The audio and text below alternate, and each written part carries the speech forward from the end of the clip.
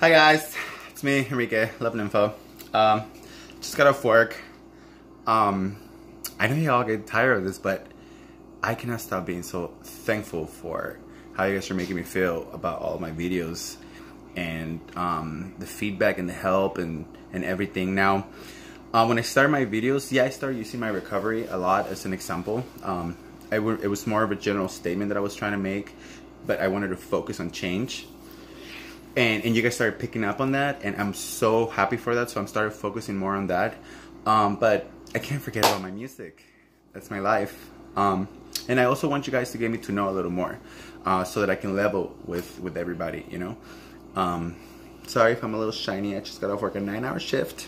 I'm exhausted. So today is a cheesecake and beer type of night. It's gonna be a lot of me walking out of the camera. It's a chill video. It's imagine, like, you know, when you go to a concert from an artist or something, and it's a small setup, and it's like a little less unprepared, like a little more chill. You can see I changed the lighting. Like, I just want to talk about me, cause you know I don't do that enough. Let me get a pink notebook real quick. The format for today is just going to be like, I'm going to tell you guys stories about my relationships, all the relationships I've been in, what I learned from them, how they hurt me, how they taught me, how they built me, and what kind of men this were, and what am I looking for and stuff like that. Just because I think that love is like a big inspiration for everything, but it's also a big inspiration for music and a big inspiration for change. So I'm just throwing it out there. Whatever you guys get out of it, great. I'm gonna start by reading. I'm gonna start by drinking some of this beer. I ain't making no money off this shit yet, so I don't give a shit. They got there, I love it.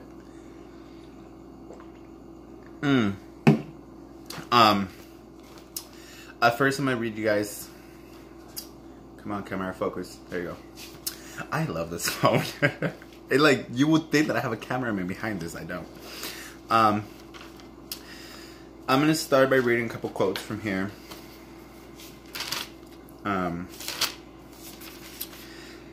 Okay, so the first one I'm gonna read to you guys is about what I'm looking for now. You know? So this is how it goes. I want long conversations, shy smiles, and lots of, why are you staring at me? A partner in crime, a pig in bed, and a ride or die in the streets. I want to be an open book and a closed door, and everyone to wonder, why am I always blushing when I look at my phone? He must have style, he must dress well, get turned on by my intellectual, and teach me how to love. I want to be a gypsy walking with tuxedo men. I love Sailor Moon. I want him to be the biggest jerk to the world and be the only one he's nice to. And he makes me feel so loved and wanted. There's no doubt, no jealousy on my side, because he is possessive yet secure. He will be dark, he will be tall, and full of pigment, yet understands my word and speaks my understands my world and speaks my words and loves my music. I want to share my glory with him, and I want him to build it with me. That is all this boy wants, so more it be. Yeah, so my first relationship, oh god, my first relationship, I was like 16. I'm an entrepreneur in many seats, and I was trying to teach ballet balls for quinceañeras, like to my homegirls. And I made a super pretty one for this girl named Eva. She's like, we call each other cousins. I love her. If you ever get to watch this, I love you and your children. Even though I haven't met most of them, but you have some beautiful children. But anyway, the day of her quinceañera, there were some people there, and I need a spoon.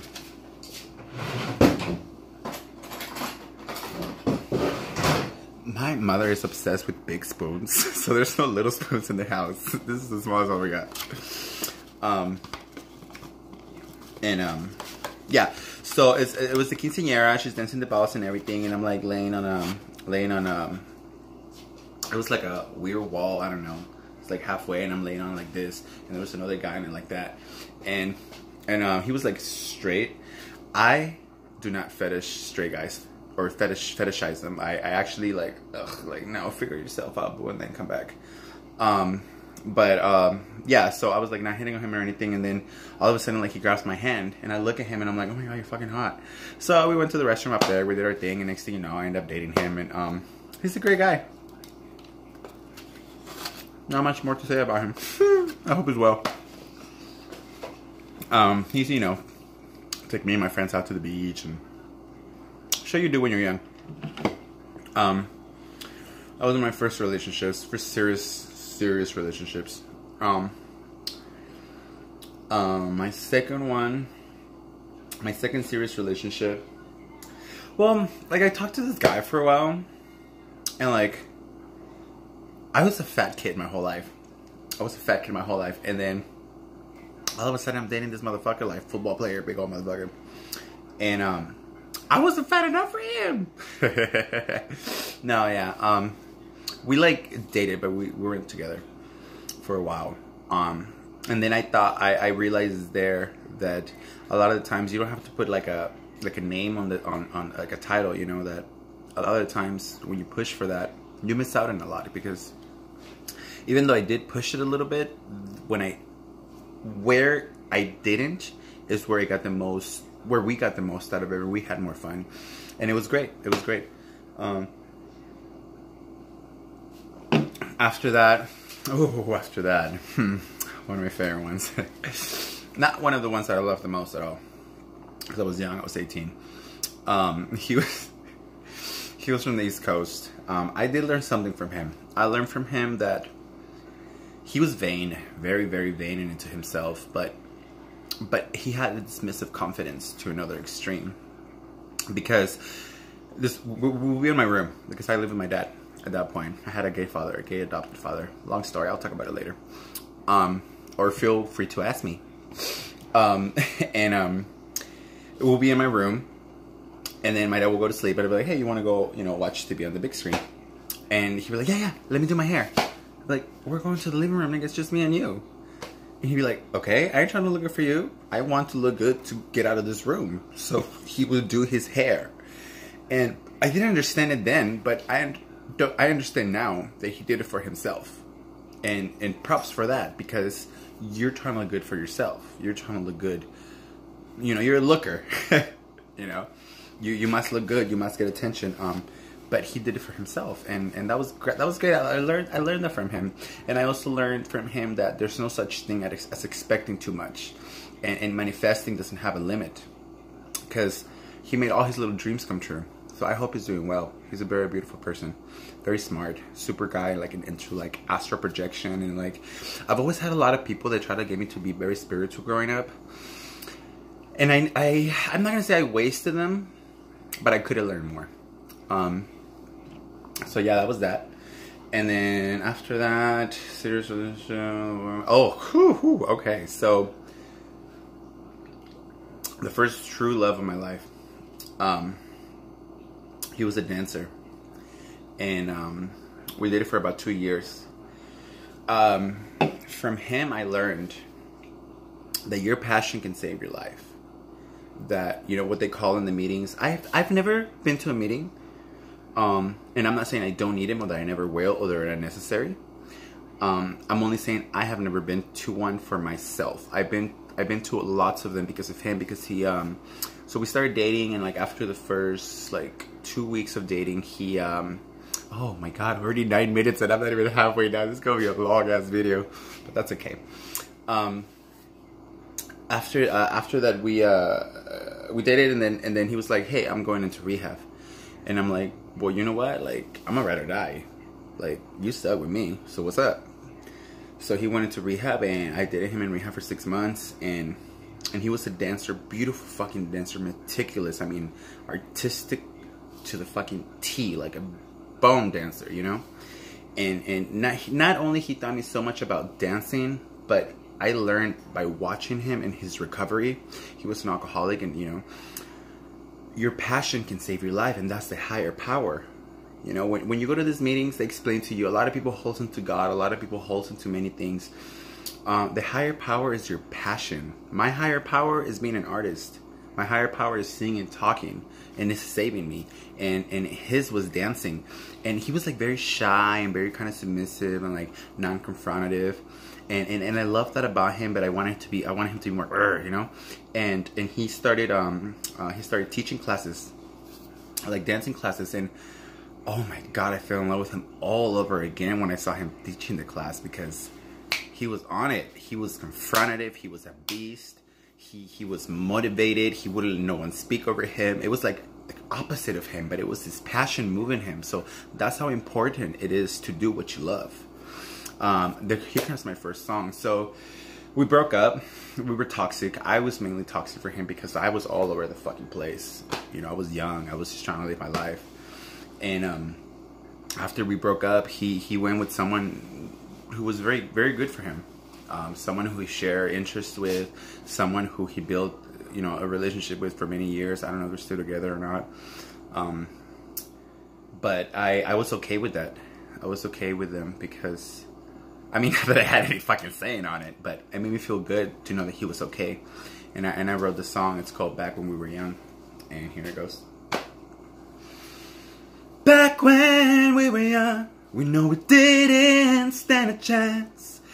It was issues of control, insecurity in love. Now I see you in his arms. He makes you happy, that is all. It just tears me that I know I won't have no part in that. Back when we first met, we know we didn't stand a storm, but we live with no regrets, and now we must accept destiny has changed. For the battle, for the wars, he makes you happy, that is so. I'm just trying to let you know that outside gets a little cold. Some of you guys have mentioned to me like, oh, like that's a great song, but it doesn't have like an ending or this or that. Well, my songs are short, and some of them are not done, and sometimes I don't sing them all just because I'm trying to get more messages across.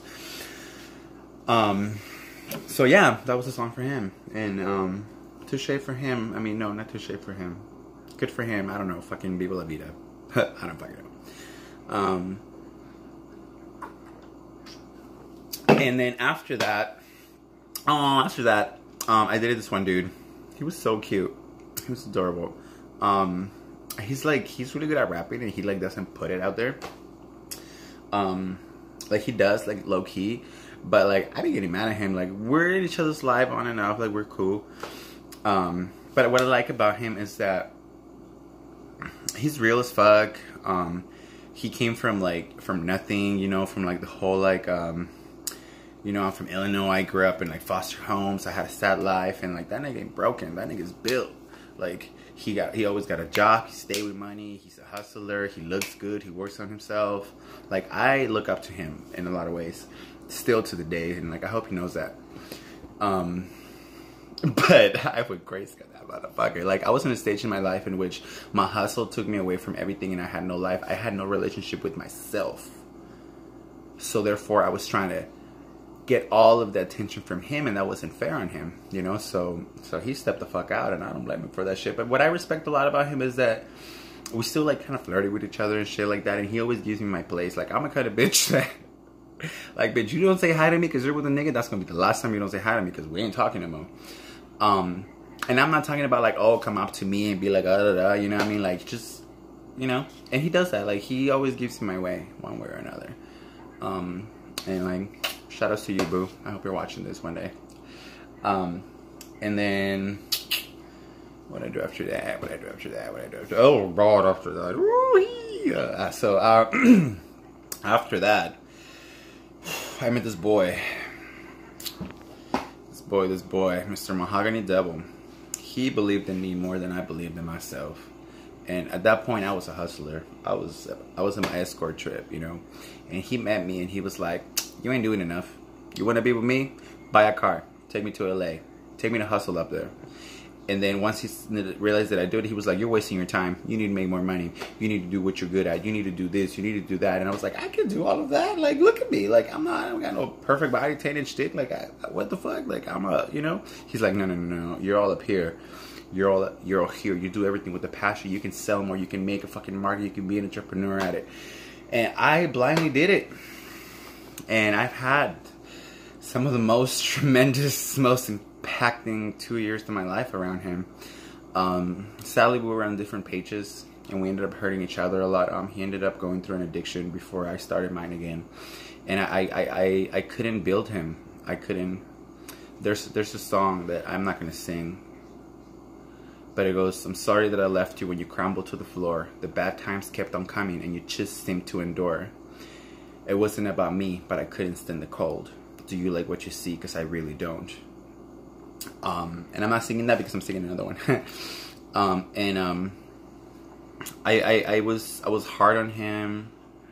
I didn't know how to be tactful. I didn't know how to be sweet about it. I was just like, "Fuck you! You're fucking destroying their lives. Stop drinking.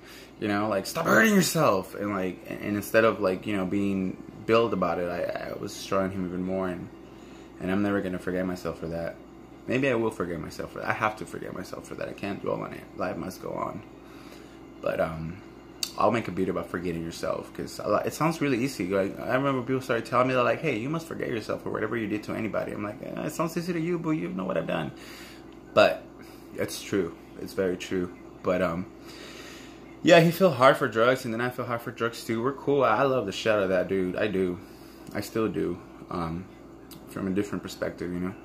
And I need some cheesecake and some beer for this one.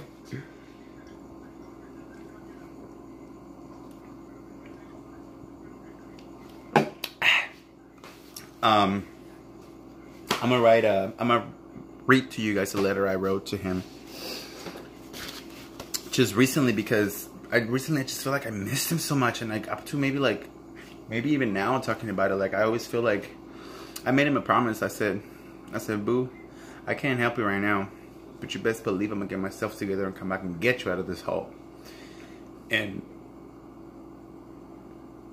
every day it gets harder to keep that promise, because as life goes on, connections get lost, and I just hope that he's with me on this one. I hope that he's being good to himself, and I just hope the best for him, you know. And maybe it became an obsession, maybe, I don't know, but I wrote this for him. "I miss you like I've never thought one could miss anyone. I met plenty of perfect men and boys. No matter how beautiful, how smart, how custom perfect they are, I can't connect because I just believe it's you where I belong. I had you, and I promise you, every day it gets harder to keep that promise. But I won't give up. I'm doing this for me so I can get to you. So it can be us the way that it is, the way that it's meant to be, so it will be. In our greenhouse in Long Beach, what an ugly color you picked. But I will paint my whole life that color just to see you smile again. Your energy that can fill up the world, your light, and your 2 hours of twerking routine in the morning. The way you believed in me, with no doubt, always pushing me, staying by me, showing me that the world was mine, and all you wanted was to do was enjoy it with me. I was stubborn, mean, and insecure, and yet you still took the pain and the payback. You're so perfect to me. I will hold your hand to hell and back. I'm so sorry that I left you when you crumbled. I'm sorry I didn't believe in you and your power. Without you, without your love, I would not be who I am and been where I've been.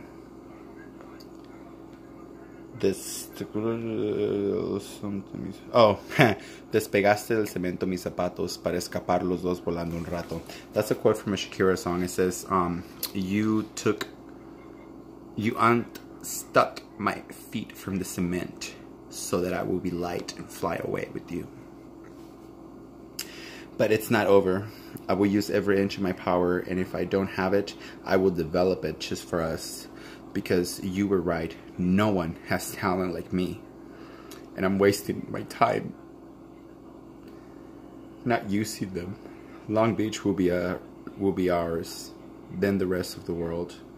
We will have the relationship that you wanted and that you know that you knew I did too. Insecurity and control will not get in my way ever again. Because I love you, Mahogany. I will kiss the red lips on your neck again, and you will come back from the ashes. So a lot of the times when you write stuff, or when you sing stuff, or when you write a song, it doesn't necessarily mean that you're gonna feel like that forever, or that you actually feel like that. There's such thing as temporary emotions. Temporary emotions of anger, temporary emotions of love, temporary emotions of regret, temporary emotions of everything. Now, I'll make that another video. God, I need to start making more videos. Wow, 20 minutes. I wish that all went this fast. Fuck.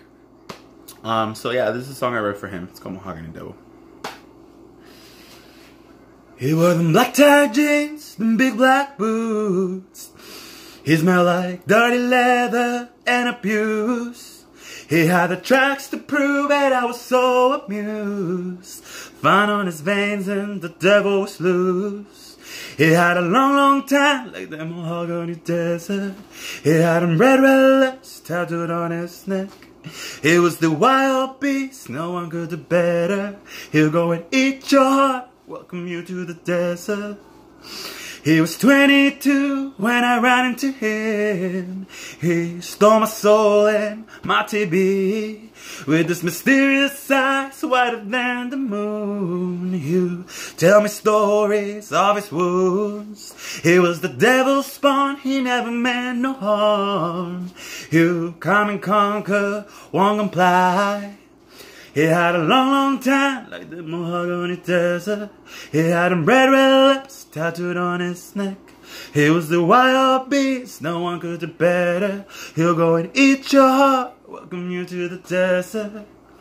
He was a shooting star, faster than his light. Watching him play was the saddest thing. He ran into the sun, he couldn't handle the heat. Watching him leave was the hardest thing. I'll miss this long, long time like the mahogany desert. I'll miss them red, red lips stockings on his neck. It was my wild beast, no one told me better. He gone and ate my heart, welcome me to the desert. Yeah, so that's that. And then after that, like, I've dated some guys, like, here and there. Like, there's this beautiful guy from Long Beach. He's, like, a basketball player. Like, I've dated him a little bit. I don't remember if we were, like, actually boyfriends or not, but he's beautiful. And, like, I dated this other little guy, Devon. Hello, no names, bitch. Anyway, from Palm Springs. Like, he was super cute, too. Like, super artistic. Like, they're so cute. But these are people that, like, they were just good to me. I was good to them. It was like a flash thing. It was beautiful. I still talk to some of them. And then, I don't know, like really, like, I'll meet. So this song that I'm going to sing after, like, it's about a couple of guys. This last one really made me finish writing it. And it's like, how about, like, when you're looking for love, like, you're just like, oh, fuck, I'm so done. Like, no, like, nigga, you got me thinking about you too much, and it's not right. You know what I mean? Like, I got things to do, and it's just not worth it, you know? But again, like, you are what you project, what you deserve, what you believe in, you know? So it's like, it's a little complicated there. I don't understand the world. I'm just here trying to talk, trying to do something, you know what I mean? I'm not saying I know it all at all. I mean, after 3 beers, I may. So anyway, this song is called What a Day. I'm going to sing it as soon as I eat tomorrow's cheesecake. And have one more syrup beer. Wow, 30 minutes. Hey, whoever watched the whole 30-minute video, whoever's watching it right now, put a comment. Say that you watched the whole thing. And I'll upload a video about whatever you want me to do.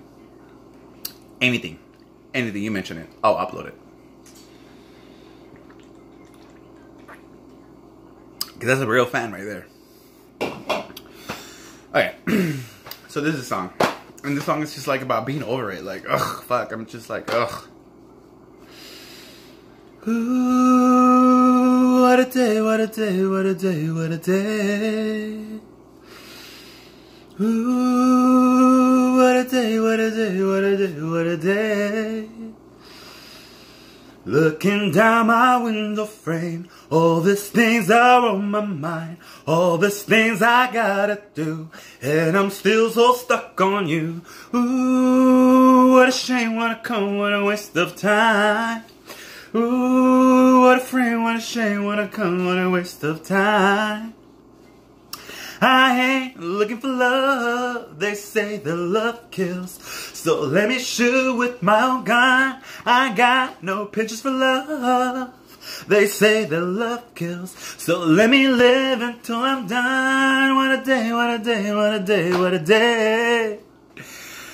Woo! Wow, 30-minute video. I'm good at talking about myself.